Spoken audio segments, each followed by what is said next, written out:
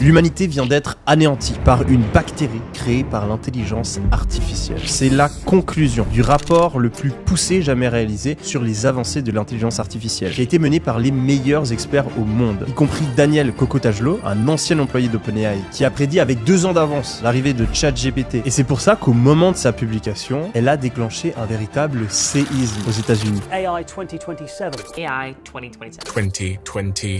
Et pourtant, dans la sphère francophone, personne n'en parle. Et du coup, j'ai épluché ce rapport dans ses moindres détails. Dans cette vidéo, on va suivre mois par mois ce qui va nous arriver. Et spoiler alert, ça va aller très vite.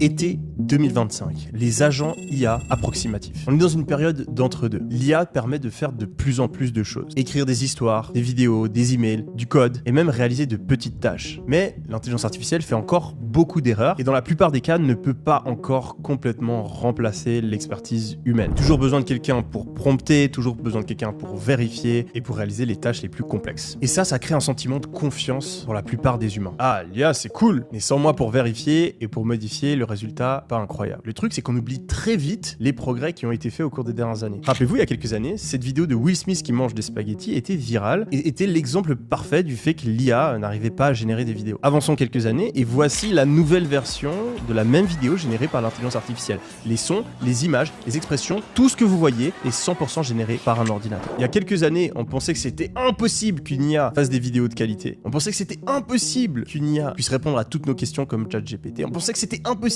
qu'une IA puisse écrire un livre ou coder une application, et pourtant aujourd'hui c'est normal. Et c'est rien d'alarmant en fait, c'est exactement comme le Covid en février 2020. Quand on regarde les chiffres, quand on regarde les courbes, c'est évident qu'on n'est absolument pas prêt pour ce qui va se passer. Mais le commun des mortels reste dans une espèce d'illusion que les choses vont rester